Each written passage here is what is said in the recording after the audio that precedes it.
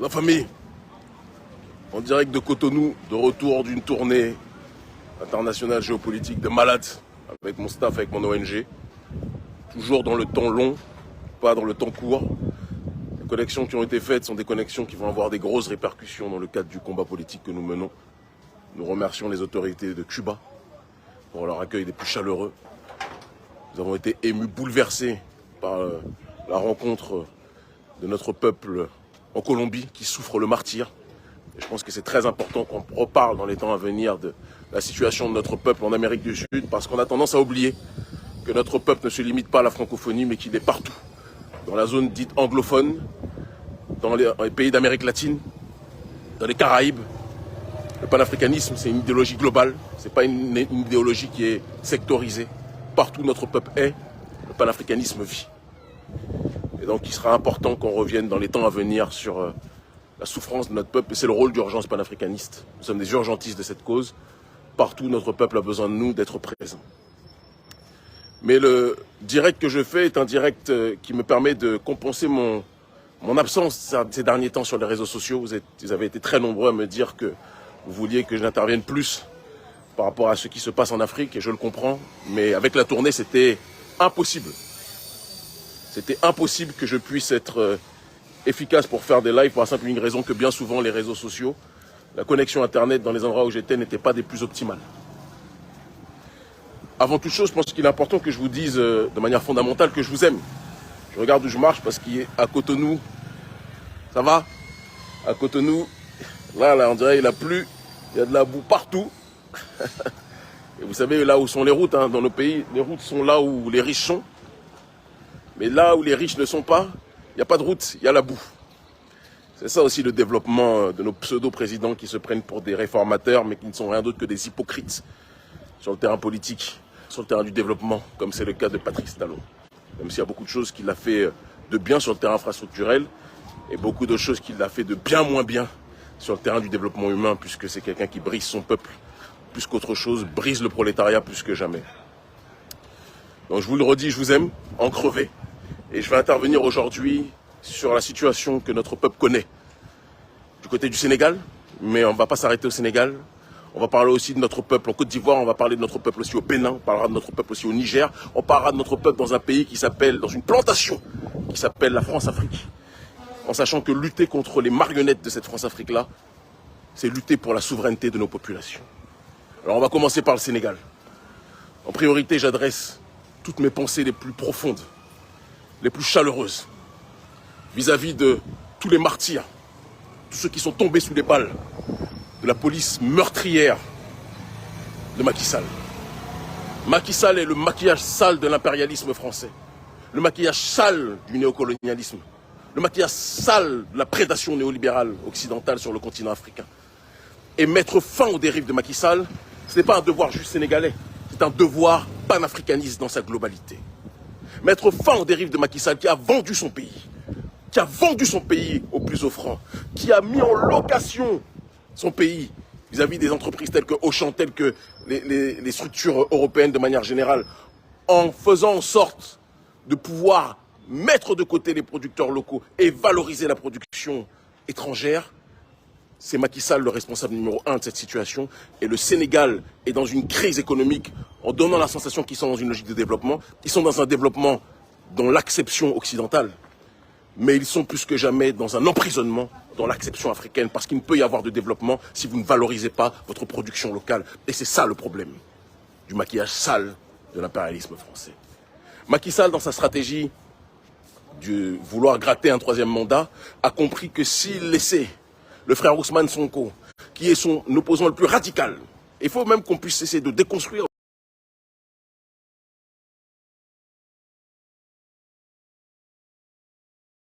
ce que ça. On a vu sur le terrain politique et géopolitique bon nombre d'opposants politiques. Lorsqu'il y avait des alternances au niveau institutionnel, le président d'un temps devenait l'incarcéré de l'autre temps. Dès lors que son opposant radical lui succédait au pouvoir. Et Macky Sall voit un scénario à la Hosni Moubarak ou autre se propager à l'horizon. Et c'est pertinemment que si Ousmane Sonko arrive au pouvoir, Macky va aller au placard. Et donc Macky est prêt à brûler son pays. J'ai entendu des abrutis, des imbéciles, qui nous disent que oui, le nombre de morts qu'il y a du côté du Sénégal, c'est Ousmane Sonko qui est responsable de ces morts. Bande d'imbéciles heureux. Le seul responsable des morts du côté du Sénégal, c'est celui qui a imposé une justice qui n'a de justice que le nom, mais qui est une injustice caractérisée en inventant des motifs pour criminaliser celui qui était censé être son premier opposant. Il n'a pas pu prouver, matérialiser ou illustrer sa machination visant à accuser Ousmane Sonko de viol. Même les juges qui sont des gens corrompus par le président de la République n'ont pas pu prouver cette histoire de viol. Alors ils sont allés sur une chose en disant que Sonko a eu des relations, il est parti débaucher une petite de 21 ans, et donc qui à l'époque avait 20 ans au moment des faits, et donc c'est une corruption de la jeunesse. Hypocrite que vous êtes. Hypocrite que vous êtes. Et donc ils ont pensé qu'en sortant ce motif-là, cela ne choquerait pas la population, mais manque de peau pour eux, cela a embrasé le peuple sénégalais. Et je le dis et je le répète, quels que soient les messages des gens qui vous disent il faut se calmer, il ne faut pas casser, il ne faut pas ceci, je n'appelle pas à la violence, mais j'appelle à la justice caractérisée.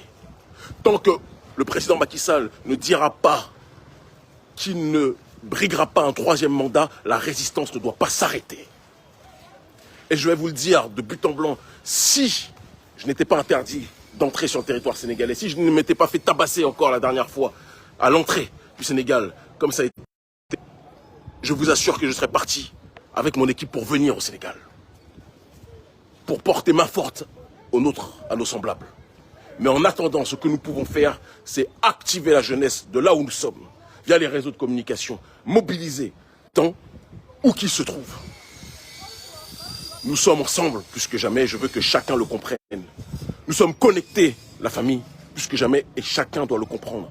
Tous les frères qui sont incarcérés, toutes les sœurs qui sont incarcérées sont des martyrs de la souveraineté africaine, pas que de la souveraineté sénégalaise. Ils sont des martyrs d'un processus d'autodétermination, d'un processus de décolonisation qui a commencé bien longtemps avant l'histoire du Sénégal. Ça a commencé avec le Mali. Vous m'excusez, il y a des gens qui essayent de perturber le live en nous appelant. D'accord? Ça a commencé à bon nombre d'endroits. Ça a commencé au Burkina Faso, ça a commencé au Mali. Et le Sénégal est une autre étape. Et nous allons tout faire pour que Macky cesse de conduire le bus de la France-Afrique, d'accord, et laisse ce bus redevenir le bus de la souveraineté sénégalaise. Et la seule solution pour que ce bus devienne le bus de la souveraineté sénégalaise, c'est que Ousmane Sonko puisse être président du Sénégal. Tout comme Assimi Goïta doit être président du Mali. D'accord? Certains nous disent, oui, il doit arrêter de se présenter pour ce qui est d'Assimi Goïta. Je vous le dis et je vous le répète, nous voulons des gens qui se battent pour leur peuple, des gens qui sont pour l'autodétermination de leur peuple. Nous voulons des gens qui veulent rompre les accords néolins, excusez-moi, de la France-Afrique. D'accord?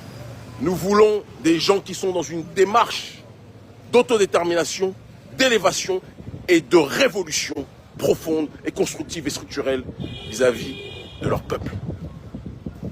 Léonien, excusez-moi. Et donc je dis et je répète à tous mes semblables, où qu'ils se trouvent au Sénégal, ne baissez pas la garde. Ne baissez pas la garde. Continuez à vous mobiliser. Nous devons mettre Macky Sall politiquement hors d'état de nuire. Macky a décidé de détruire son pays. S'il veut détruire son pays, on doit le mettre politiquement, j'insiste, hors d'état de nuire.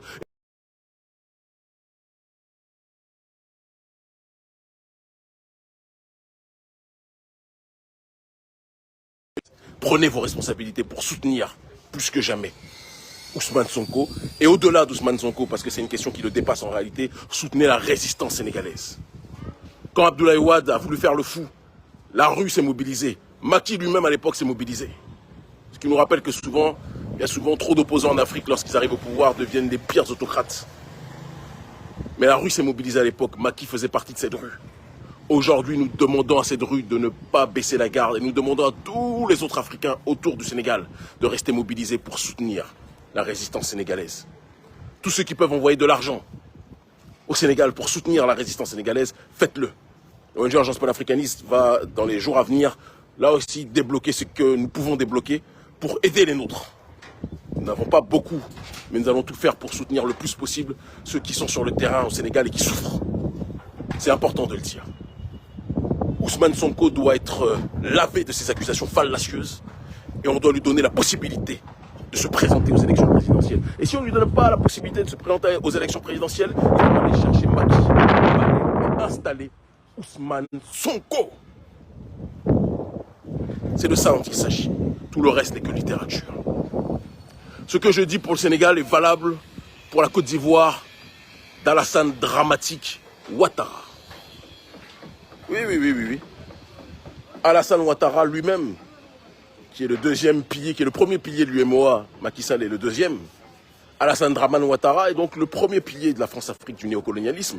Et avec Macky Sall, ils ont structuré, ils ont cimenté la soumission africaine aux intérêts français plus que jamais. Et donc ces dirigeants doivent être déboulonnés.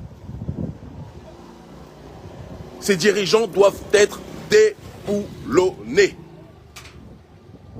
Nous devons rompre les accords léonins plus que jamais qui lient nos pays au néocolonialisme français et au néocolonialisme sous toutes ses formes. Nous devons faire en sorte aujourd'hui que nos pays puissent être dans un processus véridique, véritable d'autodétermination et de souveraineté totale. Et ceux qui refuseront cette démarche-là devront être combattus plus que jamais. Et donc je dis de la même façon à la résistance en Côte d'Ivoire, organisons-nous, organisez-vous pour que Alassane Dramatique Ouattara puisse lui aussi tomber. Quand un conducteur emmène le bus dans le ravin, les passagers du bus doivent neutraliser ce conducteur-là. Et ce conducteur sur le terrain politique se nomme Alassane Ouattara en Côte d'Ivoire, se nomme Macky Sall au Sénégal, se nomme du côté du Bénin Patrice Talon. Les gens ont peur de prononcer son nom, parce qu'au Bénin, trop de gens ont peur de leur nom, mais il faut arrêter avec cette démarche-là. Moi, je vous le dis les yeux dans les yeux, Patrice Talon fait partie lui aussi de ce système de la France-Afrique. Patrice Talon, lui aussi, est dans une démarche d'implanter l'oligarchie néolibérale occidentale dans notre pays, dans le pays de Béhanzin, dans le pays de Glélé, dans le pays des Akodji. Et nous ne l'accepterons jamais. Nous voulons la souveraineté totale. Nous voulons l'autodétermination totale. Nous voulons la justice sociale et non pas la justice pour une minorité qui vit avec des millions et des millions et des millions pendant que la majorité vit avec moins de $100 par mois. Ce n'est plus acceptable. Nous voulons valoriser nos productions locales. Nous voulons vivre de ce que nous produisons. Nous voulons profiter de nos ressources. À chaque fois, on vous dit qu'il y a des risques de terrorisme. Les risques de terrorisme apparaissent aux endroits où on découvre qu'il y a des richesses minières, des ressources minières qui sont présentes sous le sol. Et tout le monde sait que ces terroristes-là ne sont qu'en réalité des mercenaires, des multinationales occidentales qui sont là pour déstabiliser nos territoires, pour justifier la présence des armées françaises et occidentales afin de piller nos ressources. Ça aussi, cela doit s'arrêter. C'est un combat global. C'est pour ça que quand je lis certains qui me disent qu'Emi, c'est un combat des Sénégalais, il faut laisser... Non, ce n'est pas un combat des Sénégalais. C'est un combat panafricaniste dans sa globalité. Non, ce n'est pas un combat ivoirien. C'est un combat panafricaniste dans sa globalité. Ce n'est pas un combat béninois. C'est un combat panafricaniste dans sa réalité, dans sa globalité. Et nous devons plus que jamais tous être connectés. Donc j'exige, je demande à nous tous, à tous les sympathisants, à tous les partisans, de s'organiser pour protéger tous ceux qui luttent actuellement en Afrique contre le néocolonialisme. Ousmane Sonko ne doit pas être incarcéré. Si Ousmane est incarcéré, il faut que le Sénégal soit embrasé. Je le dis avec la plus grande simplicité. Ce n'est pas un appel à la violence, mais c'est un appel à l'intelligence. On ne peut pas laisser des gens être incarcérés injustement quand ça arrange la France-Afrique. Parce que derrière toutes ces machinations, c'est l'oligarchie française qui est en train d'opérer. Il faut qu'on puisse le dire, c'est l'oligarchie française qui est en train de prospérer. Et nous ne pouvons pas laisser cette réalité se matérialiser. Soyez mobilisés, restez mobilisés. Le Niger, pareil. Mohamed Bazoum, on ne pourra pas le laisser éternellement à la tête du pays. On ne pourra pas laisser cet individu, on ne sait même pas d'où il vient, à la tête du Niger. Ce n'est pas acceptable. C'est pas acceptable. Mohamed Bazoum est un pion du néocolonialisme français et qui pense que parce que la France l'a mis à la tête du pays, il est redevable de la France éternellement. La France lui dit, avant on disait Jacques a dit, maintenant on dit Macron a dit. Et il se met à quatre pattes avant que Macron ait fini sa phrase. va accepter ça longtemps? Va-t-on accepter ça longtemps? Toute la jeunesse dans ces pays doit se mobiliser, doit s'organiser pour déboulonner les marionnettes africaines soumises au néocolonialisme français. Et nous ne disons pas ça pour remplacer une puissance par une autre. Je vois certains imbéciles trolls ivoiriens nous dire « Oui, tu dis ça pour remplacer la Russie. » Je m'en fous de la Russie. Si la Russie peut aider logistiquement les pays africains, tant mieux. Mais la Russie n'est pas le Messie. Le seul Messie de l'Afrique, c'est l'Afrique elle-même. Et le jour où la Russie voudra faire aux pays africains ce que la France et l'oligarchie occidentale fait, nous combattrons la Russie jusqu'à en perdre la vie. Je n'ai aucun scrupule dessus. Poutine n'est pas mon Messie. Personne n'est mon Messie en Russie. Le seul Messie de l'Afrique, c'est l'Afrique elle-même, en l'honneur de nos ancêtres méritants. Qu'on soit très clair dessus. Je suis d'ailleurs beaucoup plus proche de Cuba, de l'Iran. C'est une réalité. Du Hezbollah que de la Russie. Mais la Russie fait partie des pays qui sont plus nos partenaires que les Occidentaux, ça c'est évident. Donc je dis et je répète à tous nos frères, à toutes nos sœurs, restez mobilisés. Maintenez la pression. Bousculez l'oligarchie d'Occident. Bousculons l'oligarchie d'Occident. Avançons, nous sommes beaucoup plus proches du but. Ce qui se passe en Afrique francophone, entre guillemets francophone, c'est un château de cartes. On pousse une carte, elle tombe. On en pousse une autre, elle tombe. Mali, Burkina, Guinée. Le reste arrive. Et vont tous y passer. Le Bénin, s'il continue à se soumettre à l'oligarchie française, ce spectacle va cesser aussi. Parce que nous n'allons pas accepter que le pays de Béhanzin, de Glélé, des Amazones, puisse valider que l'armée française puisse souiller notre sol, puisse valider que l'oligarchie néolibérale occidentale puisse piller notre sol. Nous sommes dans une plantation. On n'appelle pas Patrice Talon le roi du coton gratuitement. On l'appelle le roi du coton parce que nous sommes dans une plantation du coton aujourd'hui, qui bénéficie à une minorité qui vit dans l'opulence la plus grasse, pendant que notre peuple souffre le martyre au quotidien. Et vous pensez qu'on va accepter ça éternellement? Vous pensez que nous sommes tous là pour... parce que c'est ça le mode de fonctionnement au Bénin, sur le terrain politique. Ceux qui existent sont ceux qui acceptent de manger dans la main de Patrice Talon. Nous, on ne mangera dans la main de personne. Nous voulons la fin du néocolonialisme et nous bousculerons tous ceux qui y sont soumis. Et vous savez que quand on fait les tournées géopolitiques, c'est pour être le plus efficace aussi, pour déstabiliser les marionnettes du néocolonialisme. Et croyez-moi, les tournées sont des plus productives. Restons mobilisés. Maintenons la pression. Bousculons l'ennemi par tous les moyens à notre disposition. Armés de nos pays, rejoignez la population. Et vous aurez un rôle plus que jamais fondamental, déterminant pour notre libération. Je vous aime en crever, peuple d'Afrique, en l'honneur de nos ancêtres méritants, et par la grâce de Dieu l'unique, Dieu tout-puissant, nous vaincrons. L'Afrique libre ou la mort, nous vaincrons. Ils commencent tous à comprendre. Force et honneur à vous. Je vous aime.